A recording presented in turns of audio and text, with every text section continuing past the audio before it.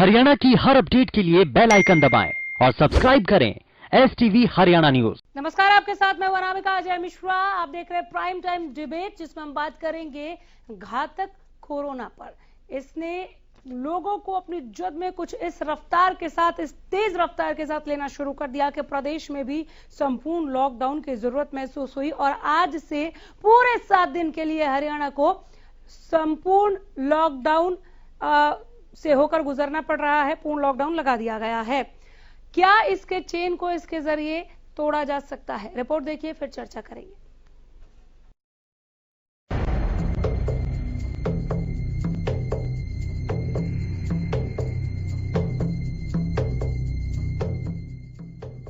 देश में कोरोना का कहर लगातार जारी है। आए दिन मामलों में उछाल आ रहा है।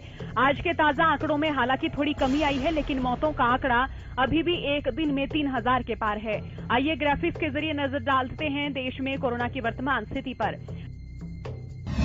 देश में कोरोना बेकाबू, एक दिन में 3,68,147 नए मरीज, 24 घंटे में 3,417 मरीजों की मौत, एक दिन में 3,772 मरीज हुए डिस्चार्ज। अब तक कुल केस 1,99,25,604। अब तक 1,62,93,003 मरीज हुए ठीक। अब तक 2,18,959 मरीजों की मौत। देश में 34,13,642 एक्टिव केस। अब तक 15,71,98,207 वैक्सीनेशन। उधर कोरोना के बढ़ते मामलों को लेकर सुप्रीम कोर्ट ने रविवार को केंद्र और राज्य सरकारों को कोविड संक्रमण की श्रृंखला को तोड़ने के लिए लॉकडाउन पर विचार करने की सलाह दी है। देश की शीर्ष अदालत ने महामारी की दूसरी लहर का मुकाबला करने के उपायों पर अधिकारियों से सुनवाई के बाद इस संबंध में आदेश पारित किया। सुप्रीम कोर्ट ने कहा, महामारी की दूसरी लहर में संक्रमण की निरंतर वृद्धि को देखते हुए हम केंद्र सरकार और राज्य सरकारों को निर्देश देते हैं कि वो वायरस के प्रसार को रोकने और खत्म करने के उपायों पर ध्यान दें। इसके साथ ही शीर्ष अदालत ने कोरोना के इलाज के लिए ऑक्सीजन की आपूर्ति, मरीजों को अस्पताल में भर्ती करने की नीति और टीकाकरण अभियान का आदेश जारी किया है। कोर्ट ने केंद्र सरकार को राज्यों में ऑक्सीजन का आपातकालीन भंडार बनाने का निर्देश दिया है, ताकि किसी भी स्थिति में मरीजों के लिए खतरा न हो। कोर्ट ने राज्यों को वैक्सीन महंगी कीमत पर मिलने पर भी सवाल उठाए हैं। वहीं मामले की गंभीरता को देखते हुए हरियाणा में भी राज्य सरकार ने 1 हफ्ते का लॉकडाउन लगा दिया है। प्रदेश के गृह मंत्री अनिल विज ने भी ट्विटर पर इसकी जानकारी देते हुए लिखा कि 3 मई दिन सोमवार से 7 दिन के लिए सारे हरियाणा में पूर्ण लॉकडाउन घोषित किया गया है। आइए इसी बीच नजर डालते हैं हरियाणा में कोरोना की वर्तमान स्थिति पर। हरियाणा में कोरोना की रफ्तार बरकरार, एक दिन में 13,322 नए मरीजों की पुष्टि। गुरुग्राम में 3,609 नए केस, फरीदाबाद में 1,755 नए केस, सोनीपत में 934 नए केस, हिसार में 879 नए केस, पानीपत में 794 नए मामले, करनाल में 773 नए मामले, सिरसा में 638 नए मामले, महेंद्रगढ़ में 583 नए केस, रोहतक में 525 नए मामले, भिवानी में 428 नए केस, जींद में 405 नए केस, यमुनानगर में 349 नए मामले, एक दिन में 145 मरीजों की मौत। अब तक 4,486 मरीजों की मौत। कुल मरीज 5,14,000 के पार। एक्टिव मरीज 97,000 के पार। कोरोना के इस माहौल में लगातार अपील की जा रही है कि लोग अपनी सेहत का ख्याल रखें और बेवजह घर से बाहर ना निकले। वहीं स्वास्थ्य संगठनों का यहां तक कहना है कि लहर बीच मई के महीने में और पीक तक जाएगी। ऐसे में सुप्रीम कोर्ट का देश में पूर्ण लॉकडाउन का विचार कहीं न कहीं ठीक नजर आता है। Bureau report, Haryana news.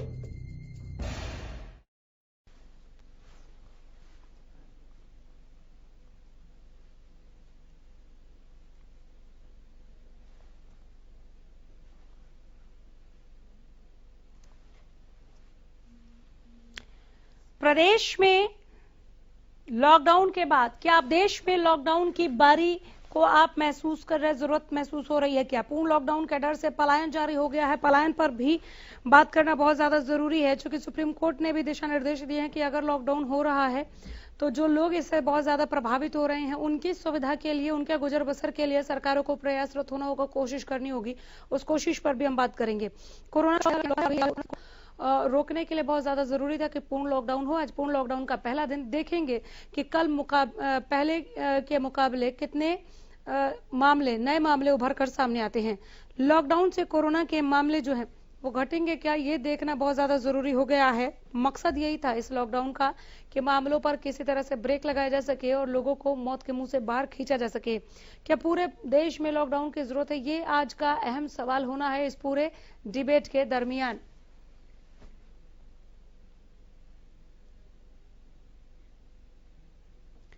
Supreme सुझाव के बाद फुल है तैयारी, और क्या सुप्रीम सुझाव पर सरकार विचार कर रही है? क्या देश में लॉकडाउन लगने वाला है? भारत में कोरोना संक्रमण की दूसरी लहर काफी घातक हो गई है। हर दिन कोरोना के नए बीमारों की संख्या बढ़ रही है। इस बीच हरियाणा सरकार ने भी खतरे को भांपते हुए प्रदेश को 1 हफ्ते के लिए लॉक कर दिया है, लेकिन इसके साथ ही प्रवासी मजदूरों का पलायन भी शुरू हो गया है। कोरोना का जो शॉक लगा है, इसे क्या लॉक करके ही खत्म किया जा सकता है? क्या अब वही अंतिम विकल्प जिसका जिक्र सरकारें कर रही थी, वही एक अंतिम विकल्प बचा रह गया है इस कोरोना से युद्ध लड़ने के लिए, लोगों को मौत के मुंह से बाहर निकालने के लिए?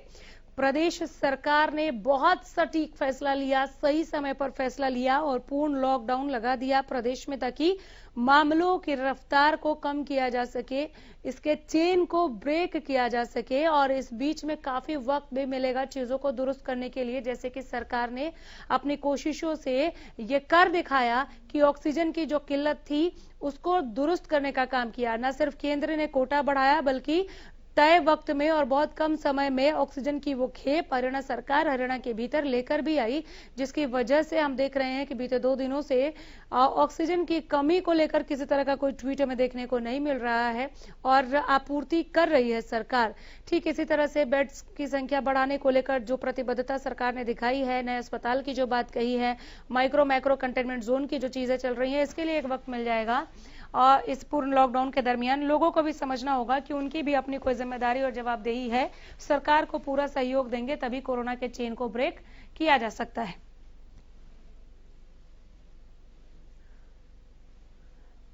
हेल्थ एक्सपर्ट डॉक्टर पंकज वत्स हमारे साथ जुड़ गए हैं। डॉक्टर पंकज, कोरोना का लॉकडाउन, सुप्रीम सुझाव सुना आपने? आज सुप्रीम सुझाव क्या दिया गया है केंद्र को? क्या बताइए, बताइए क्या दिया है? सुप्रीम कोर्ट ने ये सलाह दी है केंद्र सरकार को कि हम आपको सलाह देते हैं कि आप पूर्ण लॉकडाउन के बारे में सोचें। देखिए, सुप्रीम कोर्ट अपनी जगह ठीक है। इससे पहले जो हेल्थ एक्सपर्ट्स हैं वो भी इस बारे में सुझाव दे चुके हैं, तो मैं भी आपके चैनल के माध्यम से कई बार कह चुका हूँ। देखिए, जब आप देखिएगा, जब एक बच्चा अगर मान लो आग के अंदर अपना हाथ डाल रहा है तो उसके माँ और बाप का क्या कर्तव्य बन जाता है? बच्चे को बुद्धि नहीं है या बच्चा सोच नहीं पा रहा है और फिर वो आग में हाथ डालता है, तो 1-2 बार हटाएंगे, बाकी हटाएंगे, वरना उसको आग से आप परे कर देंगे। इसी तरीके से जब जनता को समझाने से 2 गज की दूरी और मास्क जरूरी और इतनी सारी चीजें, हम छोटी छोटी बातें हम बार बार कह रहे हैं, उसके बाद भी जनता नहीं मान रही है और दिक्कत परिस्थिति हमारे सामने आ गई है। 4-4 लाख केसेस जो है वो एक दिन में आना, कई हजार डेथ एक दिन में होना, तो ऐसी स्थिति बन गई है। तो जैसे बच्चे का हाथ पकड़ के उसको वहां से हटा दिया जाता है, इसी तरीके से सरकार को कदम उठाना पड़ेगा और लोगों को इसी लॉकडाउन की आवश्यकता है, क्योंकि लोग इसका पालन नहीं कर रहे हैं। जैसे ही हल्का सा रिलीफ मिलता है वो गलतियां दोहराने लगते हैं। बिल्कुल। और ये जो आपका वायरस है, ये बहुत ही बेईमान वायरस है। आप देखिएगा, इसके बारे में एक बात कही जाती है कि ये बहुत घमंडी वायरस है, बगैर बुलाए हुए नहीं आता है। अगर आप इससे डिस्टेंस रखेंगे, इसे दूरी बनाए रखेंगे, हैंड वॉश करेंगे, मास्क लगाएंगे, तो ये इतना घमंडी आपके पास नहीं आएगा। लेकिन हम खुद इनवाइट करते हैं। आप देख रहे हैं बाजारों में, मंडियों में, स्कूलों में, कॉलेजों में, रेल में, बस में, ऑटो में, मेलों में, रिलीजियस स्थानों में, कौन सी ऐसी जगह है जहां पर हमने इसको इनवाइट नहीं किया? जी। खुद बुलाया नहीं।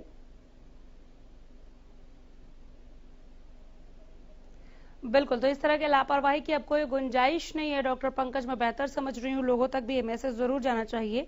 तो प्रदेश में लॉकडाउन के बाद अब देश में लॉकडाउन की बारी है, क्योंकि केवल हरियाणा नहीं, महाराष्ट्र में भी हालात बुरे हैं, वहां पर पहले ही फैसला लिया जा चुका। उत्तर प्रदेश में हालात बुरे हैं, और जिस तरह से हम इन चीजों का जिक्र यहाँ गुरुग्राम में बैठकर करते हैं कि मेट्रो का इस्तेमाल हो रहा है, बसेस अभी भी चल रही हैं, चाहे वो सरकारी गाइडलाइंस क्यों ना हो कि आप आधे संख्या मतलब 50% संख्या के साथ आप बसों को चलाइए, लेकिन ऐसा हो नहीं रहा। वो डिपो से तो 50% के साथ खुलती है, लेकिन बीच में वो खचाखच भर जाती है। तो इसके लिए संपूर्ण लॉकडाउन ही एकमात्र उपाय है कि इस ब्रेक को, इस चेन को ब्रेक किया जा सके, और इसे लोगों को भी स्वीकार करना होगा। खुद प्रदेश की अगर हम बात करें डॉक्टर पंकज, तो कई ऐसे जगहों पर जनता कर्फ्यू खुद जनता की डिमांड पर जिला अधिकारियों ने लगाया है, और लोग वहां पूरा सपोर्ट कर रहे हैं। तो इस तरह से आगे बढ़ना होगा। देखिए, बिल्कुल ठीक बात है। आप इसको स्लो डाउन अगर हमने करना है और सारी बाकी तैयारियां करनी है, तो हमें अल्टीमेटली कहीं ना कहीं पूर्ण लॉकडाउन की तरफ सोचना ही पड़ेगा, जाना ही पड़ेगा। लेकिन एक बात है कि हमें एक बात का ध्यान रखना पड़ेगा कि जैसे पिछली बार लॉकडाउन लगाने के बाद चाउस क्रिएट हो गया था, और मेरे जो भाई थे दूसरे प्रदेशों में जा रहे थे, अपने अपने घर को लौट रहे थे, तो इस तरह की स्वतंत्रता कंप्लीट लॉकडाउन में भी इस तरह की व्यवस्था की जाए कि जो लोग अगर अपने घरों को जाना चाहते हैं वो चले जाएं। उसका फायदा दोनों स्थानों पर है। अगर मान लो आप यहाँ पर रहेंगे, छोटे छोटे कमरों में 10-10, 12-12 लोग रहेंगे, तो कैसे आप लॉकडाउन के कैसे संक्रमण को रोक पाएंगे? अब गुड़गांव जैसी जगह में, दिल्ली जैसी जगह में कई स्थानों पर तो एक एक कमरे में 15-15, 20-20 लोग हैं। कॉमन टॉयलेट इस्तेमाल करते हैं, 50-100 लोगों के लिए एक ही टॉयलेट है। अब ऐसे में अगर आप कंप्लीट लॉकडाउन भी लगा देंगे, तो वो with in that particular area तो सोशल डिस्टेंसिंग मेंटेन नहीं कर पाएंगे। इसलिए हमें स्वार्थी होने की आवश्यकता नहीं है। जो लोग अपने गांव जा सकते हैं, और प्रिकॉशंस उनको भी रखनी है। जाने से पहले अगर आरटीपीसीआर टेस्ट करा के जाए तो बहुत बड़ी बात है। वहां गांव में जाने के बाद अपना क्वारंटाइन पीरियड पूरा करें, वो बड़ी बात है। वो सारी सावधानियां को तो रखें, लेकिन पिछले की तरफ स्थिति नहीं होनी चाहिए, क्योंकि यहाँ बड़े बड़े शहरों में रहकर भी बहुत सारे लोग ऐसे हैं जो सोशल डिस्टेंसिंग मेंटेन ना करने की मजबूर स्थिति में है। बिल्कुल, और जिस तरह से सरकार की कोशिश दिख रही थी, जैसे ऑक्सीजन को लेकर सरकार ने जो कोशिश की वो काबिले तारीफ है, और वो कोशिश रंग ला रही है। अब शॉर्टेज कम होना शुरू हो गया है, जहां कहीं पर भी किल्लत थी ऑक्सीजन की। ठीक उसी तरह से जैसे कि आईएमए के डॉक्टर और पैरामेडिकल स्टाफ की मदद चाह रहे थे, इसके लिए बार बार अपील भी कर रहे थे अनिल विज साहब, नए अस्पताल खोलने के लिए, नए हॉस्पिटल्स खोलने के लिए, माफ कीजिएगा। तो ऐसे में ये वक्त मिल जाएगा एक तरीके से सरकार को भी कि चीजों को पहले के मुकाबले कैसे बेहतर कर लिया जाए, कैसे बेहतर सुविधाएं वो पहुंचा सके लोगों तक। देखिए, आपकी बिल्कुल बात ठीक है। अब जैसे जैसे ही मतलब लॉकडाउन लगता है, जैसे तंत्र आते, थोड़ा सा एग्जाम्पल मैं आपको बताता हूँ।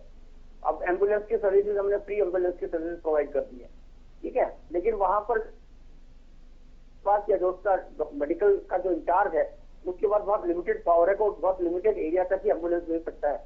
लेकिन ऐसी विकट स्थिति में जहां पर दर दर भटक रहे हैं अपने पेशेंट्स को एडमिट कराने के लिए, अगर वो इंटर स्टेट से भी आ रहे हैं, एनसीआर में भी किसी एरिया से आ रहे हैं, तो ये भी पावर जो है वो फ्लीट मैनेजर के पास ही होना चाहिए कि अगर उनको एम्बुलेंस उपलब्ध कराई जा रही है कोरोना के पेशेंट को, तो उस पेशेंट को भी फ्री ऑफ कॉस्ट उपलब्ध कराने की पावर जो है वो फ्लीट मैनेजर या उसी अस्पताल के इंचार्ज के पास होनी चाहिए, ना कि प्रशासनिक अधिकारियों के पास। ठीक है। अन्यथा क्या होगा? अन्यथा क्या है कि वहां से आप एम्बुलेंस देंगे नहीं, तो प्राइवेट एम्बुलेंस जो है उनको लेंगे। प्राइवेट एम्बुलेंस के नाम पर बहुत धोखाधड़ी हो रही है। सिंपल बोलेरो पे एक ऑक्सीजन का सिलेंडर रख के वो एम्बुलेंस के नाम पर चल देते हैं। उससे वो ड्राइवर भी इन्फेक्टेड होता है, उस गाड़ी में बैठने वाली सामान्य सवारियां भी इन्फेक्टेड होती है। इसलिए आप ये पावर जो है वो डिसेंट्रलाइज कीजिएगा, जो वहां पे इंचार्ज है उसी को पूरी पावर दीजिएगा कि कहीं पर भी अगर एम्बुलेंस भेजनी पड़े तो उसकी व्यवस्था वो करे, उसका कोई ना कोई कोऑर्डिनेशन करे। अगर आपको इंटर डिस्ट्रिक्ट, इंटर स्टेट भेजना पड़े तो उसकी व्यवस्था जो है वो सरकारी पर होनी चाहिए और उसकी पावर उस यूनिट के इंचार्ज के पास है। ठीक है, दो और मेहमान हमारे साथ जुड़ गए हैं। बीजेपी प्रवक्ता विजेंद्र नेहरा हैं, डॉक्टर पंकज वत्स हमारे साथ, अभी आप उनको सुन रहे थे, और राय सिंह जुड़े हमारे साथ, प्रवक्ता कांग्रेस। मैं आप दोनों का भी बहुत स्वागत करती हूँ इस पैनल में। और विजेंद्र नेहरा जी, आप ही से शुरुआत कर लेते हैं। बहुत सही समय पर जो पूर्ण लॉकडाउन का फैसला लिया गया, एक उम्मीद बंधी है कि बहुत जल्दी हम कोरोना के इस चेन को ब्रेक करेंगे और वापस जो लोगों की जिंदगी है वो पटरी पर लौटेगी और मौत के मुंह से लोगों को बाहर निकाला जा सकेगा।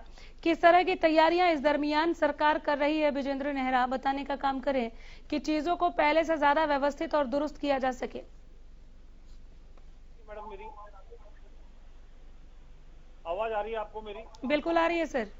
देखिए मैडम, सबसे पहले मैं चाहूंगा माननीय मुख्यमंत्री जी स्वयं मैदान में निकले हुए हैं, फील्ड में गए हुए हैं और आज भी माननीय मुख्यमंत्री जी ने पलवल में भी, मेवात में भी और कई जिलों के अंदर खुद जाकर के जो गवर्नमेंट के हॉस्पिटल हैं, प्राइवेट हॉस्पिटल हैं और जो ऑक्सीजन के प्लांट जो रनिंग है हरियाणा प्रदेश के अंदर, जहां जहां जो बनने का काम हो रहा है उसमें कई जगह ऐसी हैं, चाहे वो गुड़गांव है, फरीदाबाद है, इस तरह से चाहे वो सोनीपत पानीपत के अंदर है, चाहे वो पंचकुला के अंदर है, जो हमारे एक आध दिन के अंदर शुरू होने वाले हैं। ऑक्सीजन प्लांटों के साथ साथ हॉस्पिटलों के अंदर जो बेड की व्यवस्था है उस सबको भी माननीय मुख्यमंत्री जी स्वयं वहां पर जाकर और लोगों के फीडबैक भी लेकर के, जो मरीज वहां पर उपस्थित रहते हैं उनसे सुझाव भी लेकर, किसी तरह की कोई दिक्कत परेशानी तो नहीं है, तो मुख्यमंत्री जी स्वयं मैदान में है। और हमारे हरियाणा प्रदेश के अंदर जो टीकाकरण का अभियान है वो भी बहुत तेजी से चल रहा है और हमारे साथ जो टेस्टिंग का अभियान जो चला रखा है हरियाणा प्रदेश के अंदर हमने, और पूरे देश के अंदर हरियाणा प्रदेश तीसरे नंबर पे है टीकाकरण और वैक्सीन के मामले में।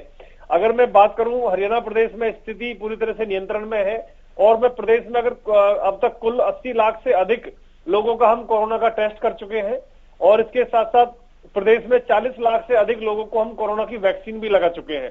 4.5 लाख से अधिक लोग अभी तक ऐसे भी हैं जो लगभग किसी न किसी स्थिति से निकल करके इस कोरोना से वो अपने घर के लिए वापस जा चुके हैं। तो हरियाणा प्रदेश के अंदर मैडम जिस तरह से सरकार ने सख्त निर्णय लिए हैं, चाहे वो पहले रात्रि कर्फ्यू का डिसीजन था, 6 बजे के बाद दुकानों को बंद करने का निर्णय था, स्कूलों को एहतियात के तौर पे पहले ही हमने बंद कर दिया था और अब 2 दिन का जो वीकेंड लॉकडाउन लगाया था उसको 7 दिन के लिए आगे एक्सटेंड जो करने का काम सरकार ने किया है। कहीं ना कहीं जो स्थिति है उसको कंट्रोल में किए हुए है। इसके बावजूद हरियाणा प्रदेश लगभग दिल्ली के 70% मरीजों का इलाज हमारा गुड़गांव, फरीदाबाद, झज्जर, सोनीपत, रोहतक, पानीपत, यहाँ पे लगभग 70 से 65% तक जो मरीज है वो दिल्ली के हैं और जो बाकी प्रदेश हैं वहां का भी बहुत बड़ी संख्या में वहां के जो मरीज है उनका इलाज हम लोग कर रहे हैं। तो हरियाणा प्रदेश के अंदर पूरी तरह से स्थिति कंट्रोल में है।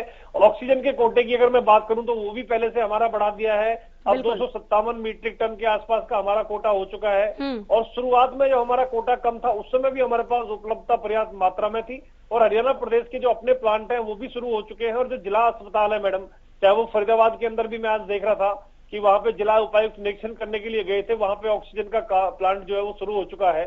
तो इस तरह से जो तैयारियां हैं वो सारी की सारी है और दूसरा हमारा जो रिकवरी रेट है वो भी 82% का है। तो हरियाणा प्रदेश के अंदर ज्यादातर जो पेशेंट है वो ठीक हो जाते हैं। और जब हरियाणा प्रदेश में ये कोरोना आया था एक भी हमारे पास टेस्टिंग लैब नहीं थी, आज हमारे पास 40 टेस्टिंग लैब है और प्रतिदिन लगभग 62,000 कोरोना टेस्ट करने की क्षमता हरियाणा प्रदेश में अर्जित की है, जिसको आगे हम बढ़ाने का काम कर रहे हैं। बिल्कुल बिल्कुल सर, बिल्कुल। इसमें ये इन तमाम प्रयासों में और इन तमाम कोशिशों में कुछ भी अतिशयोक्ति नहीं था जो आपने किया, बहुत सराहनीय किया और वही आप गिना भी रहे थे, हम दिखा भी रहे। राय सिंह, प्रदेश सरकार के प्रयासों की सराहना करते हैं आप कोरोना को मात देने के लिए? सरकार के पास नसीहतें, सलाहें, हिदायतें हैं पर वास्तव में हालात के अनुसार दवा नहीं है। पूरी व्यवस्था शामिल है इस बुलहा में, कसूर मेरे हरियाणा वासी का नहीं। और व्यवस्था में कौन लोग शामिल हैं? पूरे जिम्मेदार लोग जो शीर्ष नेतृत्व में बैठे हैं। उन लोगों की कार्य प्रणाली ने पूरे हरियाणा के लोगों को तनाव में, डर, भय और एक ऐसे माहौल में छोड़ दिया है जहां से भगवान भरोसे हम सब आप मिलकर इस कोरोना की जंग को लड़ रहे हैं। मेरे मित्र भाजपा के प्रवक्ता ने बड़ा अच्छा एक सुंदर लेख हमारे सामने प्रस्तुत किया, लेकिन इस लेख की वास्तविकता कुछ और है अनामिका जी। पूरे हरियाणा के सभी जिलों में आप देखिए पिछले नहीं, उसको आप लेख एक सेकेंड राय सिंह जी, देखिए जब हम महामारी पर बात कर रहे हैं और ऐसी महामारी जिसकी चाल बहुत ज्यादा तेज है, वो लोगों को सीधे मौत के मुंह में ले जाके वो धकेल रही है, वहां पर मुझे ऐसा लगता है कि अगर आप इस तरह के प्रयासों को कि जो धरातल पर दिख रहे हैं, सर धरातल पर दिख रहे हैं। जब ऑक्सीजन के, एक सेकंड मेरी बात सुनिए, जब ऑक्सीजन की किल्लत के ट्वीट आ रहे थे ना, तो विजेंद्र नेहरा सरीखे तमाम बीजेपी प्रवक्ताओं से मैंने सबसे तल्ख प्रश्न किया था। बुरा भी लगा होगा आप विजेंद्र नेहरा सर, मैं तो एक्सेप्ट करती हूँ, लेकिन जब उन्होंने वक्त रहते उसकी भरपाई की है तो उसकी सराहना नहीं होनी चाहिए क्या राय सिंह? ये सवाल इसलिए कि कम से कम महामारी जैसे चीजों पर राजनीति से ऊपर उठकर बात होनी चाहिए। अनामिका जी, आपने मेरी बात को पूरी तरह से सुना नहीं। मैं अगले आपके इस प्रसंग जो आपने अचानक बीच में उठाया उसी पर आ रहा हूँ। हाँ। देखिए, व्यवस्था पर सवाल होना जरूरी। आपने कहा कि हरियाणा के हालात कैसे, आपके अनुसार या मेरे मित्र के अनुसार मैं हरियाणा के हालात को उस चीज का समर्थन नहीं कर सकता। हालात हम खुद देख रहे हैं, खुद लोगों के बीच में किस प्रकार क्या व्यवस्था, हरियाणा के लोगों के साथ साथ जो प्रवासी लोग यहाँ पर हैं, जो दूसरे प्रकार के साधनों में व्यापार में लगे लोग हैं, उनकी हालत क्या है, वो मैं वास्तविकता के साथ आपको उदाहरण के स्वरूप रख दूंगा। सही बात कि हम इस महामारी में कभी राजनीति नहीं करते। राजनीति करते तो आंकड़े लेकर आता और जिस प्रकार की कार्य प्रणाली है उसको तार करता बहुत मुद्दे हैं, लेकिन हम राजनीति ना करके जनभावना के इस दौर में जहां मानवता को और इंसानियत को हम सबको मिलकर इस कोरोना से लड़ना है। सरकार फेल कहाँ नजर आई? सीधे उसी पर आ जाइए, सरकार आपको कहाँ फेल नजर आई? वही मैं सवाल दोहरा दूंगी विजेंद्र नेहरा से। आप बताइए, एक बात मैं आपकी जहां तक समझ पा रही हूँ राय सिंह, वो ये कि अगर स्थिति ऐसी पनपी कि हेल्थ सिस्टम कोलैप्स करता हुआ नजर आया, चरमराई हुई स्वास्थ्य व्यवस्था नजर आई, उसके लिए तो बिल्कुल सवाल पूछे जाएंगे। जिम्मेदारी और जवाबदेही सरकार की थी, लेकिन अभी मेरा जो सवाल था वो फिलहाल हो रही प्रयासों पर था, क्योंकि हमारे साथ डॉक्टर पंकज भी हैं, उनका भी यही मानना है कि सरकार की जितनी जिम्मेदारी है उससे कहीं ज्यादा चरमराई हुई स्वास्थ्य विभाग की भी जिम्मेदारी है, जिस पर पहले की सरकारों ने भी कुछ खास काम नहीं किया था। तो ये जो हार हुई और ये जो हमने जंग हारनी शुरू की, इसके लिए जिम्मेदार तो हर कोई था।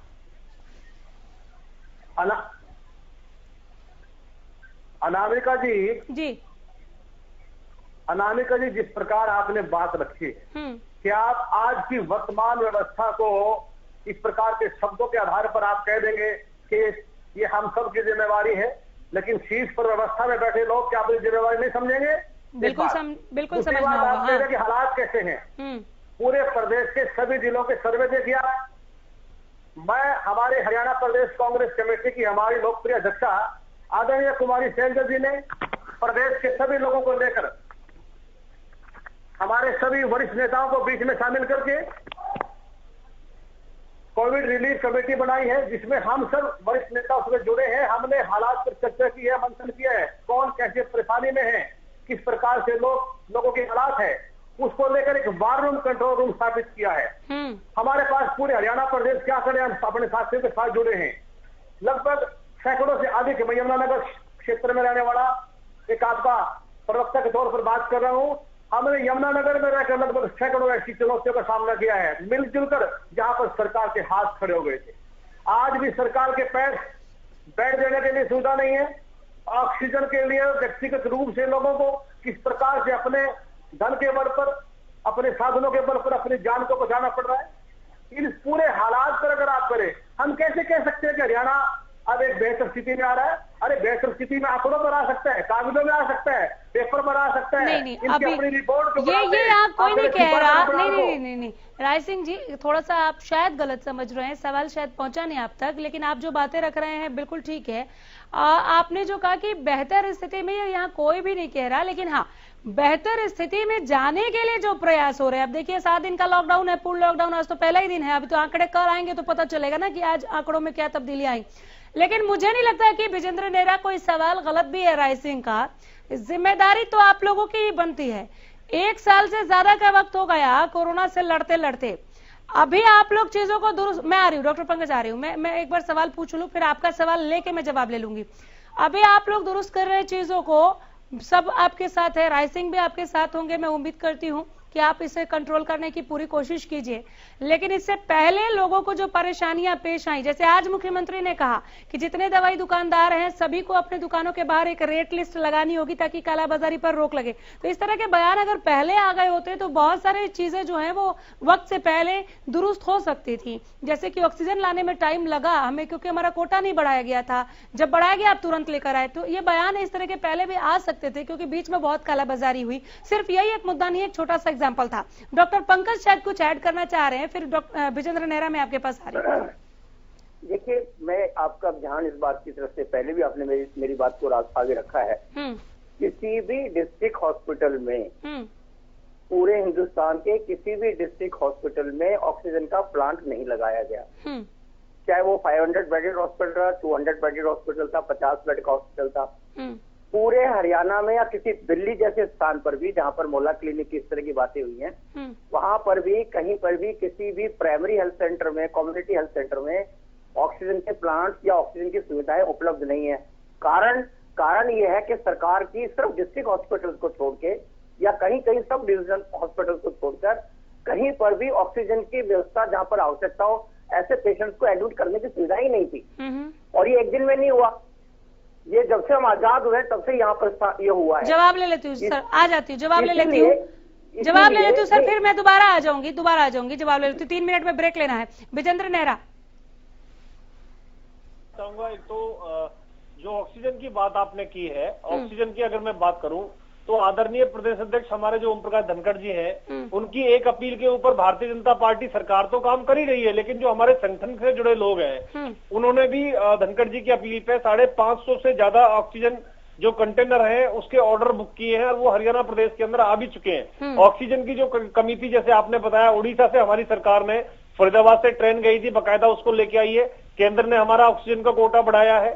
तो मैं जो अपने राय सिंह जी हैं, राय सिंह जी से मैं एक निवेदन करना चाहूंगा कि राय सिंह जी के पास में कोई अच्छा सुझाव अगर है तो कम से कम महाराष्ट्र में, पंजाब में, राजस्थान में, छत्तीसगढ़ में, वहां राय सिंह जी को और कांग्रेस पार्टी के नेताओं को देना चाहिए, क्योंकि स्थिति इतनी ज्यादा खराब है वहां पर। हरियाणा प्रदेश के अंदर तो कंट्रोल में है स्थिति, और वहां उन राज्यों के अंदर मैडम जो कूड़ा उठाने वाली रेडी है, भी दे सकते हैं, उसके ऊपर शमशान घाट में वो आपको भी राय दे सकते हैं सर, आपको भी राय दे सकते हैं। मैं वही बता रहा हूँ आपको, हमें भी राय दे सकते हैं और उनकी राय का स्वागत भी है, लेकिन सिर्फ राजनीति करने के लिए, आलोचना करने के लिए सरकार की आलोचना नहीं होनी चाहिए। रचनात्मक सहयोग जो विपक्ष से चाहिए होता है ऐसे मुद्दे पे, तो उनको आगे चलिए रचनात्मक सहयोग का मैं उनसे जवाब ले लूंगी सर, लेकिन उनके सवाल पर डायरेक्ट आ जाइए। वो कह रहे हैं कि जो चीजें बिगड़ी, एकदम से बिगड़ी और ऐसा लगा कि सरकार के हाथ खड़े हो गए, उन्होंने इन शब्दों का इस्तेमाल करा है कि सरकार के हाथ खड़े हो गए, ऐसी स्थिति के लिए जिम्मेदारी के सरकार लेगी?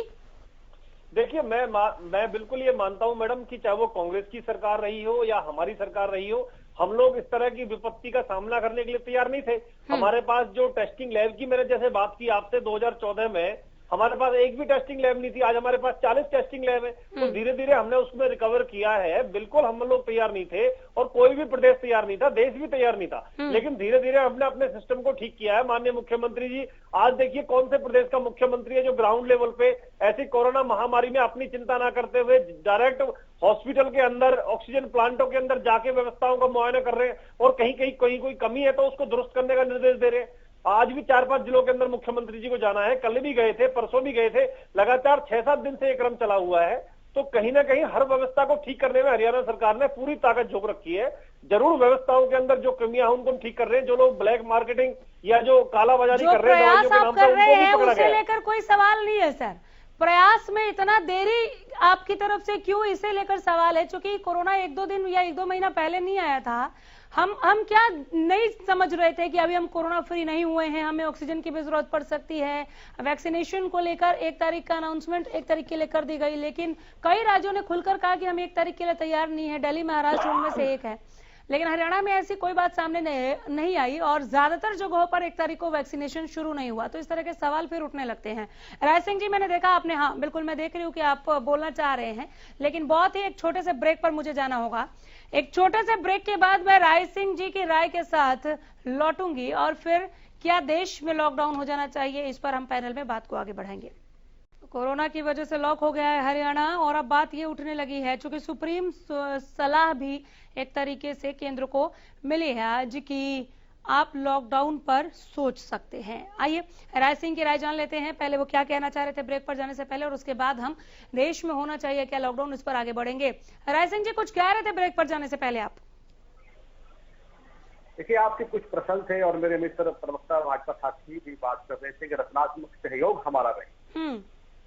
आप देखिए कि पिछले लगभग 1 वर्ष से, जब से कोरोना पहले आया और कोरोना दूसरे स्वरूप में आया है, तो हमारे कांग्रेस पार्टी ने लगातार, हमारे नेताओं ने रचनात्मक सहयोग एक विपक्ष की भूमिका में सदैव सरकार को दिया।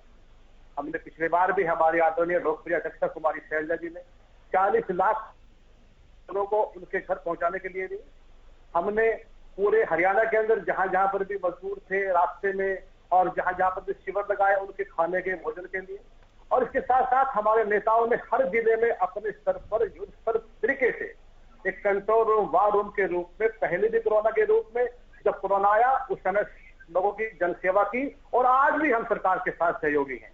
आज भी हम अपने भाजपा के मित्र को आश्वासन देते हैं मंच के माध्यम से कि इस कोरोना महामारी में राजनीति न करके हम मानवता की, इंसानियत की सेवा के लिए सदैव सरकार के साथ हैं। लेकिन अनामिका जी, चिंता तब बढ़ जाती है जब प्रशासन के सामने हाथ खड़े हो जाते हैं, जब मरीज तड़पता है, जब लोग सवाल करते हैं, तो सवाल किससे करें? व्यवस्था से करें? क्या हम इस उम्मीद में बैठे रहें कि जो हो रहा है वो होने दें और लोग तड़पते रहें? लोगों का परेशानियां, तनाव, उनका डर और उनका भय उनके मन में है, वो बढ़ता रहे? ऐसा नहीं हो सकता। देखिए, भूमिका सदैव परिस्थितियों के अनुसार बदलती है, लेकिन हम फिर भी कह रहे हैं कि सरकार के जो प्रयास है वो कमजोर रहे। क्या 1 वर्ष पहले से जो परिस्थितियां उपजी थी, क्या सरकार ने उन पर कोई किसी प्रकार का चिंतन मंथन नहीं किया? मेरे मित्र कह रहे हैं कि हरियाणा प्रदेश के मुख्यमंत्री भी इतने गंभीर हैं कि वो लगातार दौरे कर रहे हैं। मैं अपने मित्र को बताना चाहता हूं, और आपने भी अनामिका जी बात को सुना होगा कि हमारे माननीय मुख्यमंत्री जी ने हरियाणा प्रदेश के कोरोना से मरने वाले लोगों के लिए किस प्रकार के शब्दों का प्रयोग किया, मैं इस मंच के माध्यम से नहीं कर सकता। ये इनकी संवेदनहीनता है, इनके संस्कार है, इनकी नैतिकता है कि ये कुछ भी कह दे। और कल किस प्रकार से जेजेपी के विधायक जो हरियाणा की राजनीति के अंदर नानौन से, जिन्हें केवल अवसरवादिता की राजनीति के लिए हरियाणा के लोग पहचानते हैं, उनके बेटे ने किस प्रकार से सार्वजनिक बयान दिया। क्या सरकार ने उनके खिलाफ कार्रवाई की है? क्या मुख्यमंत्री ने अपनी जान के लिए माफी मांगी? बहुत बातें हैं, राजनीति नहीं है। नेहरा जी, हम फिर भी आपसे अपील करते हैं कि मेरे सड़क से, मेरे डर से, मेरे सहम से हरियाणा प्रदेश के वासियों के लिए आगे आकर मदद करें, धरातल पर काम करें। केवल कागजी आंकड़ों में आपके फर्जी प्रकार के जो विज्ञापन आप जारी कर रहे हैं, हम उसके साथ सहमत नहीं हैं। जवाब लेते हैं विजेंद्र जी। विजेंद्र विजेंद्र जी, काफी आरोप लग गया आप पर। तो मैडम बताएं। काफी आरोप लग गया आप पर। तो जी देखिए, सबसे पहले तो राय सिंह जी ने जिस तरह से कहा है कि ये सरकार का सहयोग करते हैं, समर्थन करते हैं, और जिस तरह से इनकी जो प्रदेश अध्यक्ष है उन्होंने भी अभी कहा था, मैं पीछे देख रहा था कि एक ऑल पार्टी मीटिंग माननीय मुख्यमंत्री जी को बुलानी चाहिए, उसमें सब लोगों को सुझाव लेना चाहिए। तो मैडम ये अच्छी बात है। और दूसरा, जहां तक इन्होंने माननीय मुख्यमंत्री जी के वक्तव्य का कहा था, तो शायद राय सिंह जी ने ध्यान से सुना नहीं। माननीय मुख्यमंत्री जी ने स्पष्टीकरण भी दिया था उसका, और कुछ लोगों ने उसका गलत मतलब निकाला था। माननीय मुख्यमंत्री जी का कहने का मतलब यही था कि हर व्यक्ति की जान को हमें बचाना है, हर व्यक्ति हमारे लिए कीमती है, और उसका कुछ अरे मेरा भी आप शब्दों पे मत बोलिए प्लीज। और दूसरा मैडम, जिस तरह से जो इन्होंने बात की है, हरियाणा प्रदेश तो पूरी तरह से कंट्रोल में स्थिति को रखे हुए है, सारी व्यवस्थाएं कंट्रोल में है। आज भी मैंने आपको पहले जानकारी दी, पलवल, नूर, रेवाड़ी और फतेहाबाद का दौरा माननीय मुख्यमंत्री जी ने स्वयं किया है। टीकाकरण की व्यवस्थाओं का जायजा लिया है, किस तरह से टीकाकरण में हम तेजी लाएं, और जो हम वैक्सीन लगा रहे हैं उसके साथ साथ में जो हम टेस्ट करने में लगे हुए ज्यादा से ज्यादा, क्योंकि हम ज्यादा से ज्यादा टेस्ट करने में और टीकाकरण के अभियान में हम लोग लगे हुए हैं। आपकी बातें पहले भी सुन ली है नेहरा जी। आप धरातल पर जो आपकी कमियां हैं सुनिए, ये धरातल की बातें चल रही है भाई साहब। और अगर ज्यादा धरातल आपको देखना है तो महाराष्ट्र में देखिए मुख्यमंत्री जी, मैडम देखिए, ज्यादा अगर धरातल देखना है तो फिर धरातल तो असली तो महाराष्ट्र, राजस्थान, छत्तीसगढ़ और पंजाब में है। क्योंकि वहाँ की जो व्यवस्थाएं हैं उनका धरातल बहुत अच्छा हरियाणा है। प्रदेश के वहाँ लोगों पे की हो जो रही है। धरातल जो चल रहा है हरियाणा प्रदेश के उसके लिए लोग चिंता रहे हैं। करनी चाहिए आप लोगों मेरे को। हरियाणा आपको राज्य राहुल सभा गांधी जी रहे को हैं वहाँ पे सिस्टम जाके दौरा करना आप चाहिए, व्यवस्था को लेकर इस आपके प्रकार वहाँ से पे नहीं कह नेताओं सकते। को जाना चाहिए, आपको देखना चाहिए वहाँ किस तरह से कितनी गंदी बिल्कुल, स्थिति हमें वहाँ पे आप लोगों ने हरियाणा फैलाई राज्य हुई की है। चिंता है। वहाँ पे मैडम के अंदर जो हमारी जो शमशान विपक्ष की घाट के भूमिका अंदर है जो हमारी वहाँ जगह कांग्रेस नहीं पार्टी बची के हुई नेता है। है, बारी बारी से बोले, प्लीज प्लीज जो कूड़ा प्लीज, उठाने प्लीज। वाली रेडिया होती है बारी बारी उसके से ऊपर बोले। सबों डॉक्टर को ले जा रहे पंकज हैं। भी है हमारे साथ, कूड़ा मुझे उनके उठाने पास वाली भी रेडी जाना पे सब प्लीज। ले जा रहे हैं आप। ठीक है, चलिए, ये जवाब दे दिया आपने इनकी बात का। मैं आऊंगी एक बार फिर से, अगर कोई संशय रह गया और राइजिंग जी आप दोबारा पूछिएगा। डॉक्टर पंकज, इससे पहले भी हम जुड़ चुके हैं और बात हो चुकी है कि हरियाणा के बाद जिस तरह से सुप्रीम सुझाव हमने देखा, जो सुप्रीम सलाह दी गई है केंद्र को, क्या केंद्र की तरफ से लॉकडाउन की घोषणा जल्द हो जानी चाहिए? देखिए, आपके जवाब देने से पहले मैं एक बार जरूर कहना चाहूंगा, काफी देर से कहना चाह रहा था। बिल्कुल बोलिए। नियत और नीति दो चीजें अलग अलग हैं। आप इस सरकार की, चाहे केंद्र की सरकार हो चाहे हमारी राज्य सरकार की वो हो, इनकी नियत में कहीं कोई शक नहीं है। ये मैं सोच भी नहीं सकता, कहीं दूर से दूर पर भी दिमाग में आइडिया नहीं आ सकता कि प्रधानमंत्री नरेंद्र मोदी जी, जिन्होंने अपना जीवन समाज के लिए अर्पित कर दिया, या मनोहर लाल खट्टर जी ने अपना जीवन अर्पित कर दिया, उनकी नियत में कहीं पर भी कोई परेशानी है। हाँ, लेकिन नीति में बहुत सारी दिक्कतें हैं, परेशानियां, जिसके बारे में हमें जानकारी देनी, मतलब आप चैनल के माध्यम से उन तक बातें पहुंचाना बहुत जरूरी है। अब आप देखिएगा, मेरे मित्र कह रहे हैं कि मतलब वो जहां इतना दौरा कर दिया उन्होंने, सभी प्रॉब्लम खत्म हो गई। अरे ये जादुई छड़ी लेके थोड़ी घूम रहे हैं कि जहां जाएंगे जादू की छड़ी चली और चल गया। 74 साल में जो ऑक्सीजन के प्लांट नहीं लग सके, अब कम से कम अगले 30, 40, 74 दिनों के अंदर पूरे हिंदुस्तान में सभी डिस्ट्रिक्ट हॉस्पिटल्स में लग जाए, जितनी व्यवस्थाएं उतनी होनी हो जाए। कोई नहीं कह सकता कि इसके बाद दूसरा तीसरा होगा या कौन से चरण आएंगे कि नहीं आएंगे। बहुत बेईमान वायरस है ये, बहुत जल्दी म्यूटेंट चेंज हो रहे हैं। हमारी जो पॉपुलेशन है वो बहुत बड़ी पॉपुलेशन है, उसमें अधिकतर लोग ना समझ हैं और अधिकतर लोग इस पोजीशन में नहीं है। ये कहना बहुत आसान है कि मास्क लगाइएगा, मास्क के लिए पैसे नहीं है। आप जो कह रहे हैं वो हम सिर्फ आई वॉच कर रहे हैं कि मास्क लगा लीजिएगा। मास्क का बहुत बड़ा रोल नहीं है। अगर एक कमरे में 15 लोग सो रहे हैं तो आप निश्चित रूप से मानिएगा, अगर मान लो मास्क और सोशल डिस्टेंसिंग ही अगर इस तरह का बचाव होता तो ये जो उपराज्यपाल है, जो आपके दिल्ली के लेफ्टिनेंट गवर्नर है, वो क्यों हो गए, मनमोहन सिंह क्यों हो गए, सारे वीआईपी क्यों हो रहे हैं, मंत्री क्यों हो रहे हैं, उनके तो बहुत बड़े बड़े आशियाने बंगले हैं, उनके पास तो मास्क की कमी नहीं है। सोशल डिस्टेंसिंग तो उनके लिए तो एसपीजीज लगी हुई है, उसके बावजूद भी हो रहा है। इसका मतलब ये मास्क और ये डिस्टेंस जो है वो हिंदुस्तान के अधिकतर भाग में संभव नहीं हो पा रहा है। इसलिए हमें अब आगे तैयारी करनी है कि जो विस्फोटक स्थिति आज हो रही है उसको आगे कैसे हम रोक सकेंगे। इसके लिए मैंने बार बार आग्रह किया है कि हिंदुस्तान को टोटल लॉकडाउन में इसलिए चले जाना चाहिए ताकि वो आने वाले वक्त के लिए जितने संसाधन हमारे पास है, उन सारे संसाधनों को, मानव के जितने हैं, एक्सपर्ट के जितने हैं, फाइनेंशियल जितने हैं, उन सभी को 74 साल का गैप खत्म करना है। हमने 74 साल में स्वास्थ्य के साथ खिलवाड़ किया और सरकार ने किया, और बहुत अब जो प्रयास हो रहे हैं वो बहुत मिनिमम है, वो ऊंट के मुंह में जीरे के समान है। इसलिए मेरा अनुरोध है कि टोटल लॉकडाउन लगाकर पूरी पावर सभी पार्टियों की, सारे समाज की, सारे संसाधनों की पावर जो है वो कंसंट्रेट करके स्वास्थ्य के एक्सपेंशन में, प्रोग्राम को मैनेज करने में लगा देनी चाहिए। तभी इन मौतों के आंकड़े को हम कंपेयर लगाएंगे। ठीक है, विजेंद्र नेहरा जी, बीजेपी की क्या राय है इस पर, सुप्रीम सुझाव पर?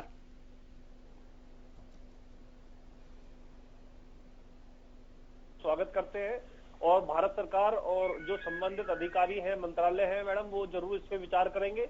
इसके साथ साथ जैसे अभी मैं क्योंकि देख तो नहीं पा रहा हूँ अभी कौन है जिन्होंने सुझाव दिया था। डॉक्टर पंकज वत्स हैं, हेल्थ एक्सपर्ट हैं, पूर्व निदेशक हैं स्वास्थ्य सेवाएं हरियाणा से, जिन्होंने ये सुझाव दिया, कई बार बोल चुके हैं उस पर, अब तो सुप्रीम कोर्ट ने भी कह दिया। पंकज जी ने अभी जिस तरह से कहा मैडम कि भारत सरकार और हरियाणा सरकार की नीति और नीयत बिल्कुल साफ है, तो इसके साथ साथ उन्होंने जो कहा कि माननीय मुख्यमंत्री जी जहां जा रहे हैं तो वो कोई जादू की छड़ी लेके नहीं जा रहे, तो मैं बिल्कुल उनकी बात से सहमत हूँ कि माननीय मुख्यमंत्री जी जहां जाते हैं इसका मतलब वहां पर ये नहीं है कि सारी व्यवस्थाएं ठीक हो जाती है, लेकिन अपनी तरफ से कोई दिक्कत और परेशानी अगर है तो उसको ठीक करने के निर्देश जब मुख्यमंत्री देते हैं तो अधिकारी उसमें तेजी से काम करते हैं और वो व्यवस्थाएं ठीक होती है। इसी अभियान में माननीय मुख्यमंत्री जी और भारतीय जनता पार्टी लगे हुए हैं कि कम से कम जो जमीनी स्तर पर जाकर के देखा जाए कि कमियां कहाँ हैं और कमियों को ठीक किया जाए। ठीक है, राय सिंह जी। अनामिका जी, मैं डॉक्टर पंकज वत्स के जो विचार रखे हैं उनको दो भागों में बांटकर पहले विचार से बिल्कुल सहमत नहीं हूँ। तो देश की सरकार की नियत और नीति में दोनों में मैं समझता हूं कि भाई नियत ठीक है और नीति गलत है। यहाँ पर मैं सुधार करना चाहता हूँ पंकज की इन शब्दों में कि हरियाणा प्रदेश की भी और केंद्र सरकार की भी नियत में भी खोट है। इनकी नीति तो आज दुर्भावना से जिस प्रकार से देश के लोगों को इस महामारी में भुगतनी पड़ रही है, लेकिन इनकी नियत अगर सही होती, इनकी नियत अगर एक वर्ष पहले जिस प्रकार से हरियाणा और देशवासियों को कोरोना का महामारी का संकट झेलना पड़ा, तो क्या उस समय से इनकी नियत के बाद भी कितने भ्रष्टाचार हुए, किस प्रकार से प्रयास किए गए, कोई वास्तविक के साथ नियत के साथ इन्होंने काम किया। अरे चुनाव प्रचार में लगे रहे देश के प्रधानमंत्री, वो तो शुक्र है, हम धन्यवाद करते हैं बंगाल की जनता का कि बंगाल की खाड़ी में उनके अहंकार को चूर कर डाल दिया गया। दे दीजिए जवाब ले लेते, जवाब ले लेते भैया। सुन लीजिए पंकज वर्मा की दूसरी बात, पंकज वर्मा जी का मैं समर्थन करता हूं। सर दूसरी बात पे आ जाऊंगी, पहली बात का जवाब ले लेने दीजिए। अरे पहली बात का जवाब तो ले लीजिए भाई। हाँ। आपने जो चुनावों की बात की है, आप लोगों को कांग्रेस पार्टी को ये दिखाई नहीं देता कि केरल के अंदर और 5 राज्यों के अंदर, बंगाल के अंदर, पुडुचेरी के अंदर, तमिलनाडु के अंदर क्या कांग्रेस पार्टी चुनाव नहीं लड़ रही थी? क्या राहुल गांधी रैली नहीं कर रहे थे? क्या केरल के अंदर आपको पता राहुल गांधी ने कितनी रैली की है? अरे भाई सुन लो, अरे आपके बीच में नहीं बोला था मैडम, चुप करिए। अरे भैया सुन लीजिए, पहले सुन लीजिए। अरे सुन लीजिए भैया, सुन लीजिए। अरे भाई सुन लीजिए, आपके बीच में नहीं बोला था मैं, सुन लो पहले ध्यान से। ये बीच में बोलना ना, ये कमजोर आदमी की निशानी होता है। सुन लो, धैर्य मत खो। कांग्रेस की बोलने का मतलब ये नहीं आप अपनी पौधराज में कुछ बोलेंगे। अरे सुन लीजिए भाई, सबसे पहले आराम से बोलने का महामारी से निपटने के उपायों पर हम बात कर रहे हैं।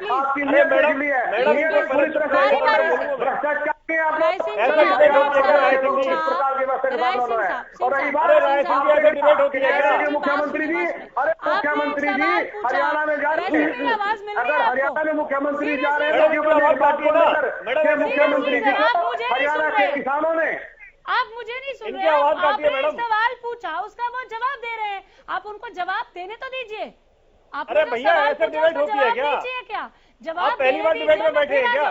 बोलिए। अरे आप पहली बार मैडम देखिए, मैं इनको बताना चाहूंगा कि 5 राज्यों में कांग्रेस पार्टी चुनाव लड़ रही थी और 5 राज्यों में कांग्रेस की जमानत भी जब हुई है, जनता ने इनको पूरी तरह से नकारा है। किसानों ने इनको, जब आप सवाल पूछ रहे थे मैंने उनको बीच में नहीं बोलने दिया।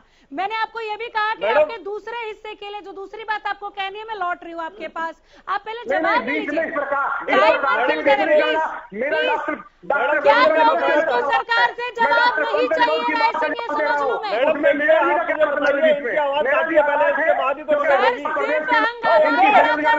हमारा मकसद कोशिश है कि ये वक्त बदलनी चाहिए, है ना? कोशिश है ना, तो सुनिए जरा। मैडम देखिए, मैं बताना चाहूंगा, इनको सुनना चाहिए ध्यान से। प्लीज। अरे भैया आपने सवाल किया, उसका जवाब तो ले लो। कांग्रेस खत्म हो रही है, मेरा मान लिया।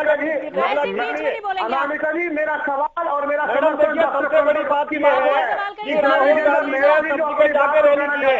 राहुल गांधी जिनको प्यार से हम सपोर्ट करते हैं, और पप्पू भाई ने सबकी रैली की है और कांग्रेस की जमानत जब्त करवाई है। बिल्कुल अलाउ नहीं कर रही है, आप पहले। अरे मैडम आप मुझे बताइए ना, कांग्रेस की जमानत कब जब्त की है? प्रधानमंत्री ने निम्न स्तरीय ज्ञान बांटा है, किस प्रकार प्रधानमंत्री के विचारों ने, देश के गृह मंत्री ने, सरकार ने उनकी सच्चाई को, उनकी मैं कहता हूँ कि भारत वर्ष के अंदर पूरे 1 घंटे तक आप सवाल नहीं पूछ सकते।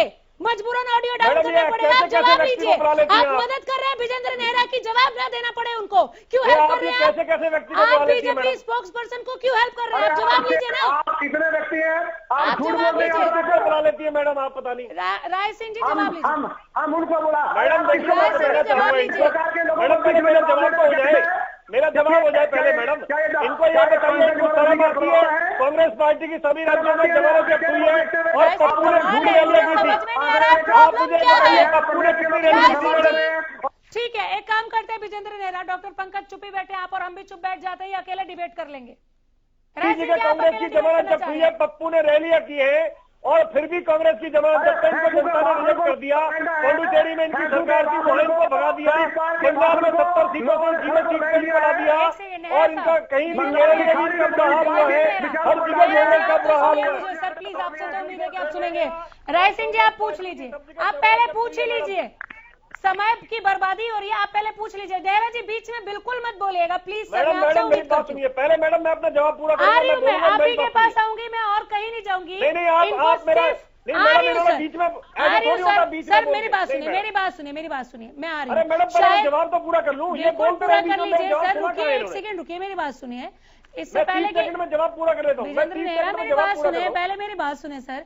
इससे हाँ जी। पहले कि हम ऐसे ही वाइंड अप की तरफ चले जाएं, अगर वो अपने सवाल में कुछ ऐड कर रहे हैं तो आप उसका साथ नहीं, में कोई जवाब ऐड दे नहीं कर रहा दीजिएगा। मैडम, पहले मेरा सुन लीजिए ना। इन्होंने राजनीति की शुरुआत की है, मैं बताता हूँ ना राजनीति कैसे होती है।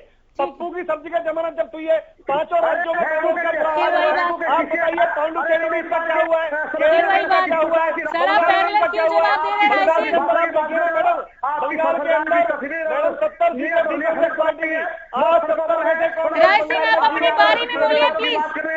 राय सिंह अपनी बारी में बोलिए प्लीज। यहाँ कोई एंटरटेनमेंट शो नहीं चल रहा है जहाँ पर सब एक साथ बोलते रहेंगे।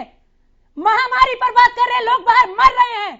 आप लोगों से हाथ जोड़कर निवेदन करती हूँ मैं, प्लीज बारी बारी से बोलिए। कुछ समझ नहीं आ रहा, पिछले 10 मिनट से केवल शोर हो रहा है, आवाम का मजाक बना दिया है आप लोगों ने। प्लीज विजेंद्र नेहरा जवाब दीजिए। राय सिंह मैं आ रही हूं, आपके पास ज्यादा वक्त रुकूंगी, आप पूछिएगा, एक एक करके बोलिए प्लीज। विजेंद्र नेहरा जवाब दीजिए। सबसे पहले क्या कांग्रेस पार्टी के लोगों ने वैक्सीनेशन को लेकर भ्रम नहीं फैलाया? इनके नेताओं ने सबसे पहले ये कहा कि देश के लोगों को वैक्सीन के बारे में भ्रम में डाल दिया। राहुल गांधी ने आज तक वैक्सीन नहीं लगवाई है, इनको शर्म आनी चाहिए। सबसे पहले देश के अंदर राहुल गांधी को वैक्सीन लगवानी चाहिए और कांग्रेस पार्टी के नेताओं को बोलना चाहिए भैया आप भी वैक्सीन लगाइए और जाके जन जागरण का अभियान में लगी। आज कांग्रेस पार्टी है कहां? आज सारे सामाजिक संगठन मैदान में है और कांग्रेस वाले एसी रूम में सोए हुए। राहुल गांधी कहां है, सोनिया गांधी कहां है, कांग्रेस पार्टी कहां है? कहीं दिखाई क्यों नहीं देते वो फील्ड में? क्यों नहीं है फील्ड में? फील्ड के अंदर जनता में सिर्फ भ्रम फैलाने का काम कर रहे हैं। और 5 राज्यों की जनता ने इनको जो करारा जवाब दिया है, इनकी जमानत जब्त हुई है सब जगह। इन्होंने सैकड़ों की संख्या में रैली की। क्या राहुल गांधी को शर्म नहीं आती? वो कोरोना करते हैं, जाके केरल में रैली करते हैं और वो भी बिना मास्क के रैली करते हैं। मैडम बिना मास्क लगाए रैली करते हैं। इनके नेता मुख्यमंत्री सारे बिना मास्क के 5 राज्यों के अंदर जाते हैं, रैली करते हैं और कांग्रेस को जनता सबक सिखाती है। पांडुचेरी में इनकी सरकार थी, गायब होगी। केरल में ये कह रहे थे हम जीतेंगे, 0, इनका कुछ नहीं हुआ। बंगाल में 70 सीटें थी, वहां भी इनके 0 हो गया। कांग्रेस खत्म हो चुकी है मैडम देश से। और कांग्रेसी राज्यों में देखिए कितना बुरा हाल है। ठीक है, वो पूरा देश देख रहा है, वो पूरा देश देख रहा है। राय सिंह जी जवाब दे दीजिए। विजेंद्र नेहरा प्लीज, सर हो गया नेहरा जी प्लीज। राय सिंह जी जवाब दीजिए, बोलिए। तो मेरे मित्रों को बड़े शब्दों पे शर्म आनी चाहिए। मैं कहता हूं कि प्रधानमंत्री ने जिस प्रकार 10 मुख्यमंत्रियों ने और 40 कैबिनेट मंत्रियों ने पूरे देश के अंदर बंगाल में चुनाव कर दिया। नेहरा जी प्लीज देखिए, उनको मैंने चुप करा दिया था, अब आप शांत हो जाइए प्लीज। चाहिए। दूसरी बात, कांग्रेस पार्टी की जहां तक बात है, हरियाणा प्रदेश की कांग्रेस पार्टी आज समय से विशेषताओं के साथ मैदान में है। हमने पूरे हरियाणा के हर जिले के अंदर कोविड रिलीफ बार रूम स्थापित किए हैं। सैकड़ों दर्जनों से अधिक नेताओं अपने काम पर, अपने शिक्षण से वहां पर लगे हैं, लोगों से बात कर रहे हैं, अस्पतालों का दौरा कर रहे हैं। अरे सूचना आने पर प्लीज देखिए, प्लीज एक करके आवाम को समझ में आए इस तरह से बात कीजिए। नेहरा जी रुक जाइए। अरे वैक्सीन लगाना और समझना ये एक व्यवस्था है और सब कांग्रेस की भी कहते हैं कि वैक्सीन का प्रचार हमने किया। हम बात कर रहे हैं कि वैक्सीन कहां पर है? ये कोई हमारे देश के अंदर जिस प्रकार से इन्होंने वैक्सीन के नाम कालाबाजारी की है, इन्होंने लगातार हर धंधे में, चाहे वो स्वास्थ्य की किट हो, चाहे वैक्सीन हो, चाहे बेड हो, और ऑक्सीजन को किस प्रकार बना करके इन लोगों ने बेचा है। इनको शर्म आनी चाहिए और प्रदेश के की बात करें। अच्छा अभी क्या करें सर, उस पे बात कर लेते हैं। किसको सर, एक सेकंड, कौन शर्माएगा तो मौतें रुक जाएंगी, ये वजह, ये आज का मुद्दा नहीं है, प्लीज रुकिए। पूरा करने के लिए अस्पतालों का दौरा कर रहे हैं। ठीक है, राय सिंह जी, राय सिंह जी, राय सिंह जी सुनिए सर, सुनिए हरियाणा के हालात बेकाबू है, आप बात कर रहे हैं। तो इस वक्त राय सिंह जी, इस वक्त कांग्रेस, पूरी तरह फेल हो चुकी ठीक है। है, आप दोहरा रहे हैं, आप दोहरा रहे हैं, अब आप दोहरा रहे हैं। राय सिंह जी, इस वक्त कांग्रेस सरकार से क्या चाहती है, क्या कदम उठाने चाहिए सरकार को जो सरकार नहीं उठा रही है? अनामिका जी, हम बिल्कुल आपके इस प्रश्न को सार्थक रूप से स्वीकार करते हैं। हाँ। और हम दो बातों पर विचार करते हैं कि सरकार को जो गंभीरता दिखानी चाहिए, जो नीति और नियत में वास्तविकता को लेकर लोगों को भी जाना चाहिए और माफी मांगनी चाहिए पिछली अपनी कमियों से। एक साल तक कुछ नहीं कर पाए, आज हरियाणा प्रदेश के ठीक है डॉक्टर पंकज, हो गया, आपकी बारी खत्म सर, बारी खत्म। डॉक्टर पंकज, आपने दोनों को सुना, क्या समझ में आ रहा है सर आपको? और जो राय सिंह कह रहे हैं कि सरकार की नीति और नियत दोनों में खोट का नतीजा रहा कि हमने इतने लोगों को खो दिया और मामले बढ़े, क्या ये दुरुस्त फरमा रहे हैं? और क्या ये वक्त है इस तरह की छींटाकशी और ऐसे आरोप प्रत्यारोप का? मैडम आपने मेरे से कहा ना, नहीं आ रही सर, आपके पास आखिर में आऊंगी, मैं डॉक्टर पंकज से सवाल ले रही हूँ। डॉक्टर पंकज, मैं ये कह रहा हूँ कि जितनी देर इन्होंने आपसी बहस की, इतनी देर में कई मौतें हरियाणा में हुई और सैकड़ों मौतें पूरे देश में हो गई। बिल्कुल, इस तरह की बहस करने से कुछ भी नहीं होने वाला है। मैंने शुरुआत में अपनी बात रखते हुए कहा था कि ये एक दिन की प्रॉब्लम नहीं है, ये आजादी के बाद से लेकर अब तक स्वास्थ्य सेवाओं के प्रति जो कोई भी सरकार रही हो उसका फोकस स्वास्थ्य सेवाओं पर नहीं रहा और जो सारे का सारा प्राइवेट सेक्टर के ऊपर छोड़ दिया गया। मैंने आपको कहा कि किसी भी जिले के अंदर बहुत सारे जिले ऐसे हैं जिन पर ऑक्सीजन की पाइपलाइन से ऑक्सीजन के सिलेंडर रखने पड़ते हैं और ऑक्सीजन के सिलेंडर रखने पड़ते हैं तो वो ऑक्सीजन वहां पर अवेलेबल नहीं है, इसलिए सरकार ने इसकी तरफ ध्यान दिया ही नहीं। अब इसीलिए कहीं पर स्टोरेज है ही नहीं, कोई वैन्स नहीं है। प्राइवेट सेक्टर में दुकानों से वो गई, एजेंसी से, गैस एजेंसी से वहां तक गई, इस तरह की व्यवस्था कहीं पर भी किसी भी प्रदेश में नहीं थी। अब कम से कम मैं ये बार बार कह रहा हूं कि सभी को, जितने भी फोर्सेस हैं, चाहे वो सरकार की है, चाहे अपोजिशन की है, चाहे हर एक व्यक्ति, इस समय आप भूल जाइएगा कौन कांग्रेस है कौन जेजेपी है, ये भी दिखाने की आवश्यकता नहीं है कि हमने पैनल्स बना दिए, हमने डिस्ट्रिक्ट हेडक्वार्टर से काम करके उसमें चाउस क्रिएट होगा। हर एक व्यक्ति को, समाज के हर व्यक्ति को एक दूसरे के साथ जुड़कर सारी शक्तियां लगाकर, बहुत बड़ी बात, ठीक है, बहुत बड़ी बात। लगाकर, देवेंद्र नेहरा, मैं आपके पास आ रही हूँ, बहुत संक्षेप में आप डॉक्टर पंकज की बात का जवाब दे दीजिए और मैं एक सवाल ऐड कर देती हूँ जिसका आखिर में मैं आपसे जवाब चाहूंगी, सवाल भी पूछ ही लेती हूँ। आपने कहा कि हम सुप्रीम सुझाव का स्वागत करते हैं, तो क्या हम ये माने कि आप लोग सोच रहे हैं देश को लॉक करने के लिए? देखिए मैडम, मैं बिल्कुल मानता हूं कि माननीय सर्वोच्च न्यायालय ने जो सुझाव दिया है, भारत सरकार उसके बारे में जरूर विचार करेगी और सोचेगी उसके बारे में। मतलब एक इशारा, मतलब एक संकेत आप लोगों को कहीं ना कहीं से तो मिल रहा होगा ना सर कि हम इस पर विचार कर रहे हैं, हो सकता है कि देश में लॉकडाउन लग जाए। मैडम देखिए, क्योंकि भारत सरकार को इसका निर्णय लेना है और हम लोग हरियाणा में बैठ के चर्चा कर रहे हैं, ठीक तो भारत सरकार डॉक्टर पंकज की बातों का संक्षेप में जवाब दे दीजिए। दूसरा मैडम देखिए, मैं बताना चाहूंगा, मैं बिल्कुल नहीं चाहता था आरोप प्रत्यारोप की राजनीति हो और कांग्रेस पार्टी, लेकिन जिस तरह से कांग्रेस के प्रवक्ता ने जो भाजपा को लेकर के जो अपनी चलिए, जो बीत गई वो बात गई, छोड़िए, जो हो गया। डॉक्टर पंकज जो कह रहे हैं उसका जवाब मैं उसी के बारे में बताना चाहूंगा पंकज जी, कि जिस तरह से भारतीय जनता पार्टी लगी हुई है टीकाकरण के अभियान को प्रोत्साहित करने में, ज्यादा से ज्यादा वैक्सीन लगवाने में, तो कांग्रेस पार्टी को भी इसमें सहयोग करना चाहिए और उनको इस तरह की बातों से ऊपर उठ के, और कांग्रेस आज एक क्षेत्रीय दल बनकर रह गया अपनी हरकतों के कारण। 5 राज्यों में इनकी जमानत जब्त हुई है, इसीलिए ये क्षेत्रीय दल बनकर रहेंगे। और अगर इनको राष्ट्रीय दल के रूप में अगर पहचान बरकरार रखनी है तो कहीं ना कहीं इनको देश से कोशिशें करते हुए, हालांकि ये जो शोर हो रहा है यहाँ पर आरोप प्रत्यारोप की गूंज ज्यादा है, ये नहीं होनी चाहिए। पार्टी लाइन से ऊपर उठकर, राजनीति से ऊपर उठकर यहाँ पर काम होना चाहिए और कोशिश हर किसी की होनी चाहिए कि किस तरह से ईमानदारी से अपना किरदार निभाते हुए हम कोरोना के चेन को ब्रेक कर सके। आप भी अपना बहुत ख्याल रखिए और इसी कोशिश में जुट जाइए। नमस्कार।